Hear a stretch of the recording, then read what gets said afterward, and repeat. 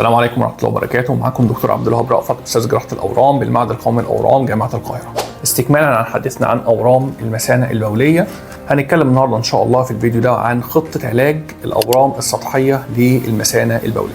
بس قبل ما اتكلم عن خطه العلاج لازم الاول نبقى متاكدين بنسبه 100% ان الورم ده سطحي، وده بيبقى عن طريق ان المنظار لما بياخد عينه لازم ياخد عينه من العضلات اللي تحت الورم عشان نطمن بنسبه 100% ان الورم سطحي ومش متوغل في العضلات.